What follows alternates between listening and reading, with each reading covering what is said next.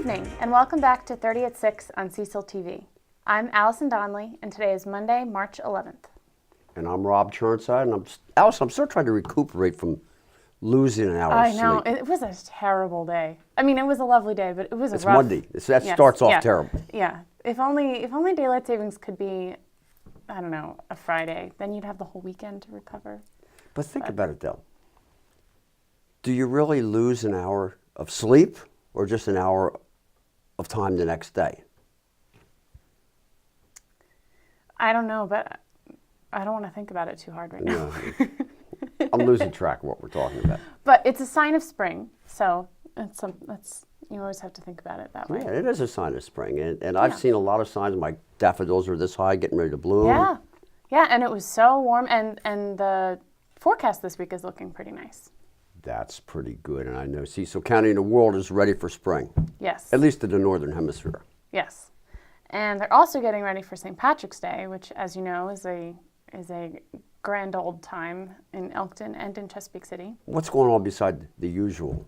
Well, there's the second annual Mayor's Lucky Charm 5K at Meadow Park, which it's in its second year, so it's still relatively new. Then, of course, there's the Chesapeake City Parade at noon. And, of course, the usual Leprechaun event, festivities in Elkton, which kick off on Friday at 4 and run through Sunday. Wow. Yeah, so it'll be a busy weekend. I heard that the Krabby Dix is having a brunch, an Irish brunch, and I heard that Box Turtle Bobby Irish performer is going to be down there. Oh, is he? Oh, okay. I might be checking that out. All right, yeah. So, that too. Last weekend, where was Cecil TV? Oh, this past weekend, we were at the Vlamis Liquors Craft Beer Festival. Wow. Yeah. So I think there were lots of different beers and lots of people, and we talked to a few of them. So we'll be visiting that in this week's show. Kind of a warm-up for St. Patty's Day. Yeah, exactly. And then we also, tonight we have Dr. Nelson Fritts, who's going to talk to us about the Northern Chesapeake Symphony Orchestra, which is kicking off this spring and should be a great opportunity for Cecil County musicians. Wow, and I heard there's an all-points bulletin out for the Funny Farm fanatics. Yeah, we'll have Mike Collins on the show to talk about that too. Cool, can't wait. Yeah. And now for the news. The National Flood Insurance Program provides affordable flood insurance to property owners, renters, and businesses, and by encouraging communities to adopt and enforce flood plan management regulations. Cecil County government announced today that under FEMA's community rating system, the county has qualified for a CRS rating of 7, the second highest rating. Nationally, only 5% of communities choose to go above and beyond the minimum requirements to earn these ratings, and these additional efforts and activities result in a community that is both safer and better prepared for future flooding events. The Class 7 rating qualifies each NFIP policyholder here for an average of $218 savings on their annual flood insurance premium. And this from the Maryland State Police. Shortly after noon on Sunday, an Elkton resident contacted emergency services after discovering what appeared to be human remains in a wooded area adjacent to Red Hill Road in Elkton. Investigators assigned to the Maryland State Police Criminal Enforcement Division responded to the scene. Subsequently, Maryland State Police investigators and crime scene technicians, along with investigators from the Cecil County Sheriff's Office and a forensic investigator from the Office of the Chief Medical Examiner, conducted scene processing and recovered what appeared to be human remains from within a heavily wooded area. The remains have been transported to the Office of the Chief Medical Examiner in Baltimore for an autopsy to attempt to determine the cause and manner of death or how long the body had been in the woods. Anyone with information pertaining to the investigation should contact the Maryland State Police Northeast Barrack at 410-996-7800. And now for a word from these sponsors. Hi, I'm Dr. Sam Charles. For 30 years, I have been practicing functional medicine and gentle chiropractic. Elkton Chiropractic Neurology is dedicated to enhancing whole body rejuvenation, whether or not you are afflicted with injury or disease. We utilize a structural, neurologic, metabolic, nutritional, and energetic approach to restoring your body to its full potential. After coming to Dr. Charles, I'm better than I was before. You deserve to feel good and to have an active lifestyle, so why not call Elkton Chiropractic Neurology today? Good evening, and welcome back to 30 at 6 on Cecil TV. Tonight we have in the studio Dr. Nelson Fritts, who's going to talk to us about the inception of the new Northern Chesapeake Symphony Orchestra. Thanks so much for being here. Thank you so much, Alison. How are you this evening? I'm fine. So tell us a little bit about yourself and your connection to Cecil County. Well, for 17 and a half years, I was coordinator for fine arts for Cecil County Public Schools, and I retired on January 1st, 2014. Since then, the development of the Northern Chesapeake Symphony Orchestra has been on my retirement bucket list, so to speak. Oh, okay. So tell us. So you're leading the formation of this Yes.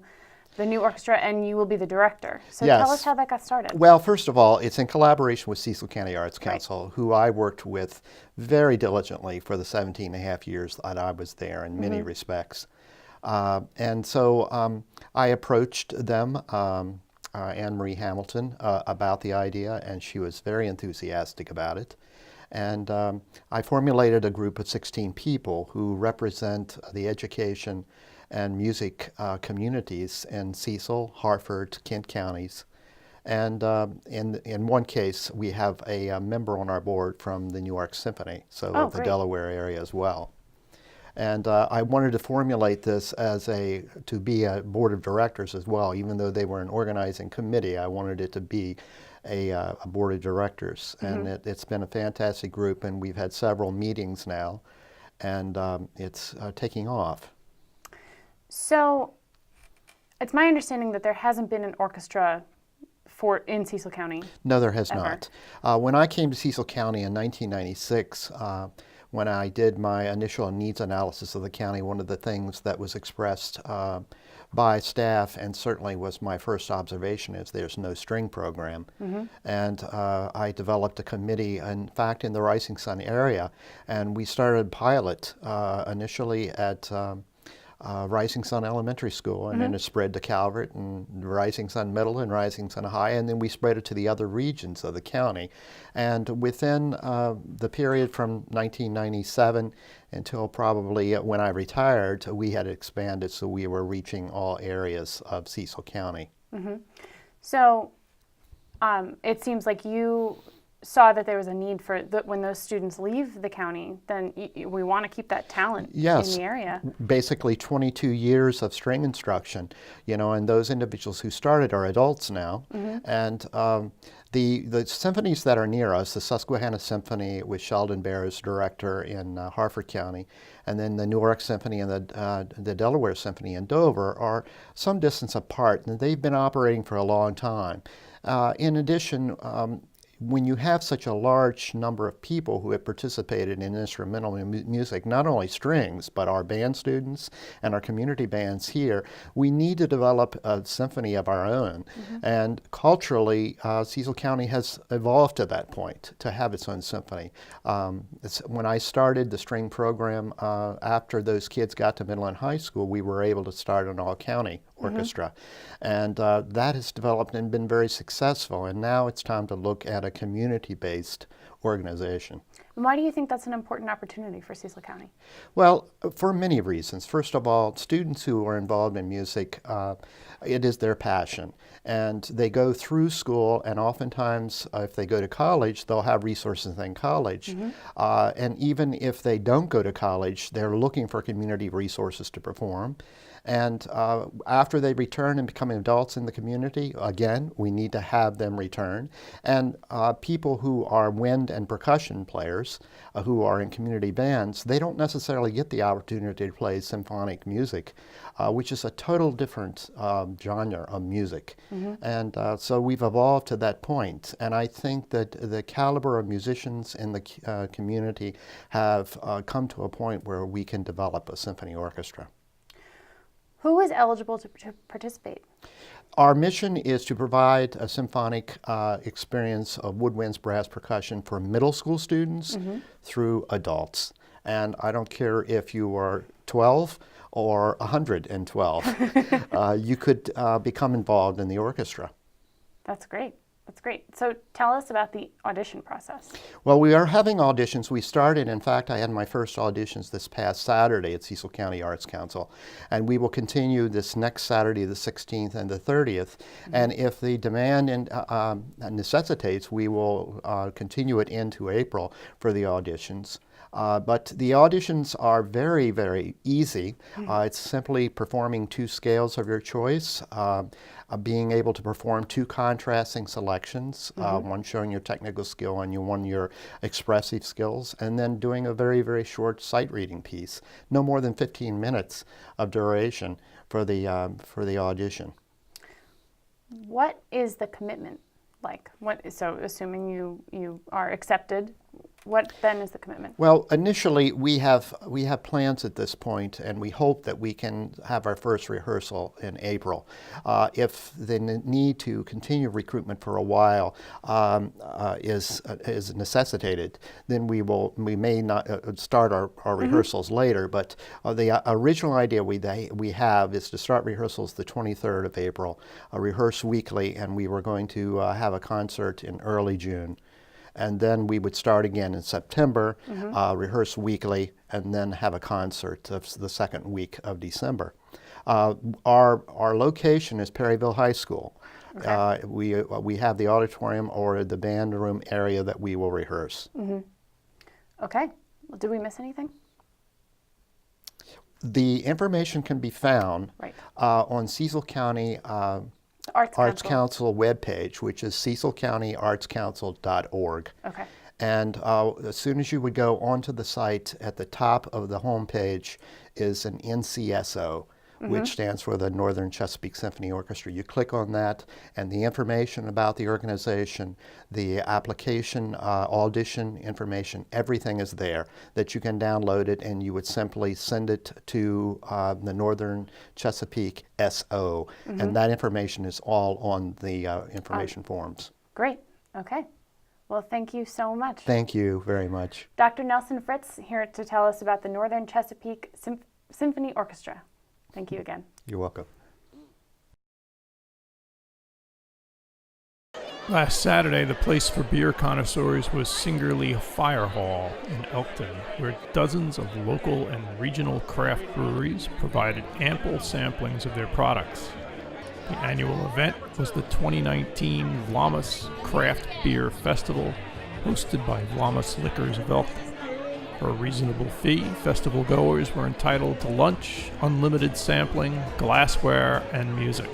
All right, I'm Matt, this is Jen, and we're here just to sample a whole bunch of different beers that we haven't had before. Some that we have, some that we haven't. Always interesting to see what new breweries are popping up and what new beers are popping up at the breweries that exist. So, sampling and grazing throughout the course of the day. Is this your first time here? For me, to this one, yes. She's been here to this before. I've been to a number of beer festivals in the past. The event was sold out, so put it on your calendar for next year. And now 30 at 6. We're back, and I hope that we are ready for this guy here. Mike Collins, you've seen him. Well, we've seen him behind the camera, and now we see him right here in the studio. Mike. Rob, good seeing you again. Good seeing you on camera. You're no stranger to being on stage. Oh, no. I've been on stage in numerous capacities. And you did the Ghost Walk in Chesapeake City? Do Ghost Walk in Chesapeake City. I've done shows at Milburn Stone, Chapel Street, Ridley Park. Yeah, I get around. Who was it you impersonated? Oh my gosh, that was during a robbery, and I don't think we want to bring that up. No. Edgar Allan Poe? I have done Poe, actually. That's right. I forgot all about that. Yeah, you were telling me about that. Yeah. So what's happened? We alluded to the Funny Farm... Fun Addicts. Fun Addicts, with the U. Fun Addicts, right. We've got a show coming up this coming Friday and Saturday, the 15th and 16th. Doors open at 6:30. Show goes off at 7. We've got 3 sketches. We've got a new improv game. We may have a video that involves a unicorn. I'm not sure about that yet. That's up for grabs. This the PG show? Let's say PG tending towards R. It's an improv show, so you never know what's going to come out of those people's mouths, you know? Right. I wouldn't bring children to that show. So how would one get to this show? Oh, we're at 919 Bouchelle Road, which is actually Elkton mailing address, but we're really behind Cecil College. I think of it as northeast. So we have a website, a Facebook page, Funny Farm Theater, and you can check that out there.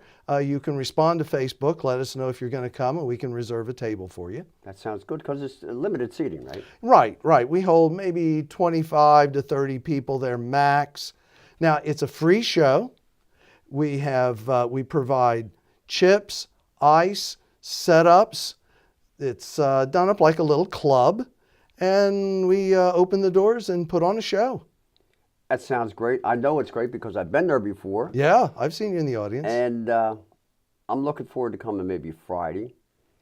And give us a little preview of what you're going to see, some sketches. Are you going to do anything for St. Patty's Day? We have 2 sketches that are St. Patty's Day based. One that is based on elementary school kids. And then we have 3 short form games. And we're going to do a long form improv called a Herald. And that's a little different. You don't see that everywhere. So that should be fun. Well, and I hope the weather, I think the weather's going to be good. Now, my stone in the jar and caterpillar study yields, you see the stones? I see 3 stones in there. Theoretically, we're going to have 3 more snow events, but I don't think it's going to happen Friday, Mike. No, definitely not this weekend. Not Saturday. And I'm not sure that we're going to see 3 more snow events this year. That sounds like betting words. Double or nothing. Okay. You're on. I'll get double, you get nothing? That's the way it works. Wait a minute. I think I've been taken advantage of there. Anyway, Again. Take advantage of this great show. The Funny Farm Fanatics, again. At the Funny Farm Theater. That's this 15th and 16th, Friday and Saturday evening. Doors open at 6:30. Show goes off at 7. 919 Bouchelle Road. And we can bring our coolers. You can bring your coolers. It's a BYOB. Oh, cool. Yeah. Sounds great. Thanks, Mike. Thank you. How's everyone doing tonight? Alrighty, fantastic. Well, so glad that you joined us here for the open mic on March 8th, 2019. My name is Andrew Dickinson. I'm the Performing Arts Coordinator here at Cecil College. And our hosts are Joe Sharp and Hakan Ducaire. Please give them a big hand. Next on the stage, we have Seth Tillman coming up. Alrighty. Who plays some acoustic guitar. Who sings. He's got a beautiful voice. All right, let's put our hands together for Seth.